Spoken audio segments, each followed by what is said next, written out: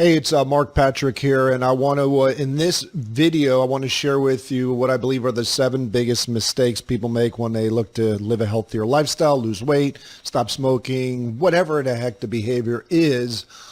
Very important to share this with you, and I want to share this with you. Look, we've seen over 1 million people in our seminars in my career of almost 30 years, thousands and thousands and thousands of downloads to our programs, apps, reviews, all this stuff.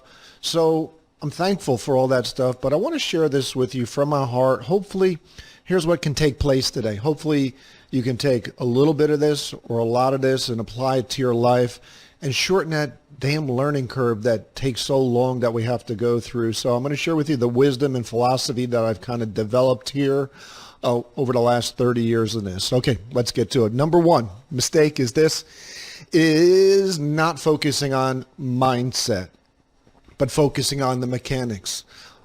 Here's the deal. The minute you have the why, the hows will take care of themselves. Very simple. But most people focus on the hows and they don't have a why, a strong enough why.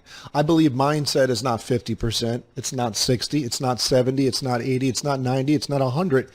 It's 250% of the game of winning in this ball game that you're looking to win, whatever that goal is. So mindset comes down to 3 things. It comes down to your identity. And we have multiple identities that we struggle with that cause these mixed feelings. You're a mom, you're a dad, you're a grandma, you're a grandpa, you're a husband, you're a wife, you have a job, you have a business, and you have health as part of your, all these values are kind of mixing and they all kind of struggle for your attention.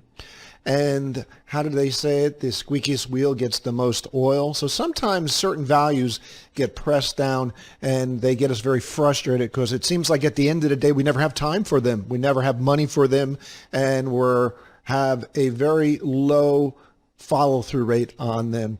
Then you got your narrative, which is the most important thing. The stories you tell yourself of your experiences. What they do is they activate your reticular activation system in your brain, your RAS, which is, if you don't know what it is, Google it or watch one of my other videos. I can't talk about it too long here. It works like a magnet based on your filtering your reality through your belief system, and attracts things in line with that philosophy or that narrative. Example, I have no time to work out. There's 24 hours in a day. Logically, you can get up early or stay up later. But what happens is because of those other values taking place and you telling yourself that narrative, I have no time to work out, your brain unconsciously looks to reinforce that belief by providing evidence. I'll repeat that. It unconsciously. Why? Because it wants to validate what you're looking to validate. And you don't even know this has taken place. Next thing you know, end of the day, you didn't get to a workout. What the heck's wrong with me? And you start going to that negative loop, pre-neurotic state, and it becomes really messy there. And the other thing is your values. Like I said, I covered them. We have a whole mix of values going out there and taking place. So all 3 of those need to be working in unison, and you got to raise your level of emotional intelligence towards those. Second mistake, doing it alone. Biggest mistake you can make. It's a very, very difficult process when 80% of your thoughts are negative. 85% of those thoughts are repetitive. So we're constantly battling this internal story going on. And when you're doing this on your own, sometimes we all know, including myself, that we can have our emotions get the best of us. Look, there's a reason why during COVID, we lost these emotional connections that we were striving for those and how important they were. So community, being part of a community, we're like-minded people with the same goals in mind on the journey together, picking each other up, sharing best practices, sharing failures is one of the most important things. So you don't want to do it alone. Mistake number 3, making too many changes at once. There's a saying, Rome wasn't built in a day, it wasn't unbuilt in a day, so to speak, meaning this is it took a lifetime to get to where you're at right now. And that's okay. But changing it all overnight is an unrealistic expectation.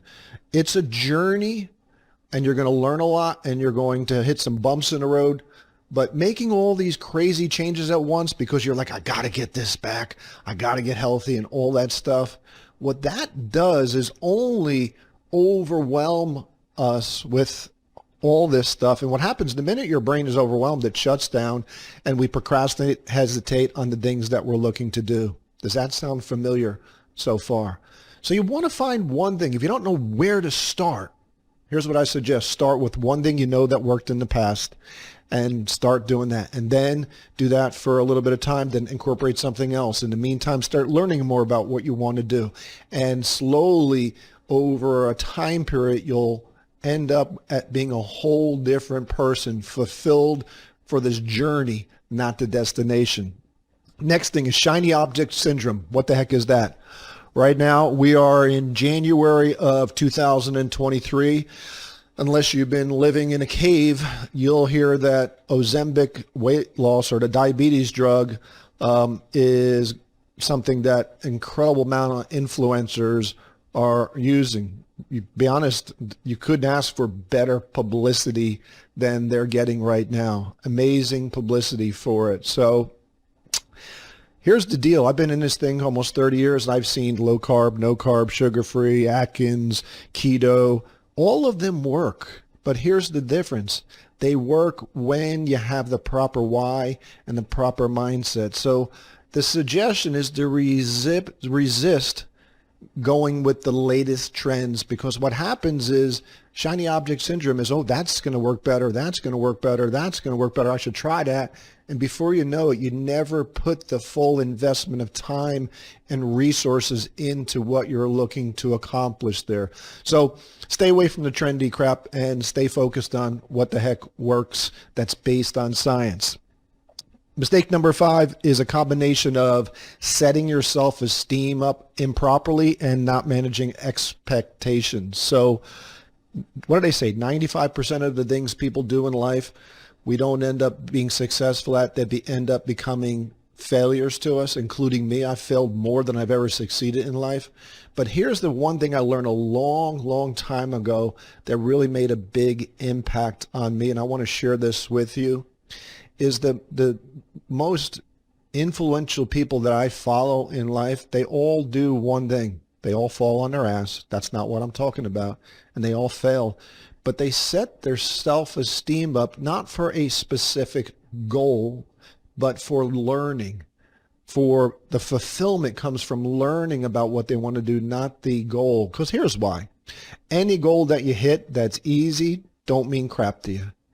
But what happens is goals that are important to you, the minute you hit them, the executive center of your brain, which is a goal-seeking organ, raises the level a little bit. And what happens is you start going out and looking to do more things towards that. And that's where the fulfillment comes in going out there and learning. Next mistake is not optimizing your time.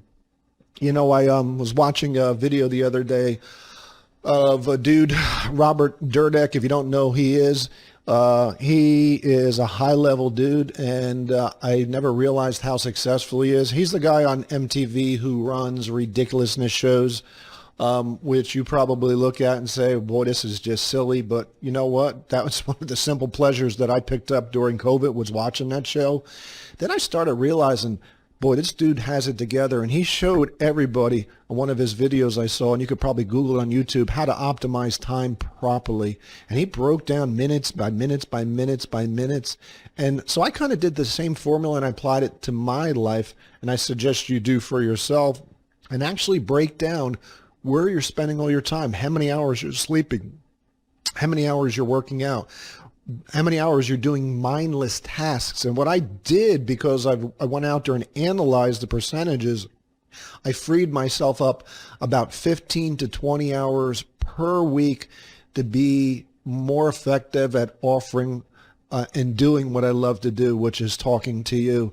And that gives me incredible fulfillment. So optimizing your time so that you're more productive. And the last thing is this, is not factoring life into the equation. There's 365 days in a year. There's many holidays. there's vacations, there's sickness, and there's injuries, and there's distractions that are going to get you away from the ultimate goals that you want to achieve. When they come up, you need to factor them into the mix. Why? Because no matter what, they're going to come up. You're going to go on vacation. You're going to most likely get injured if you're exercising. You're going to get sick.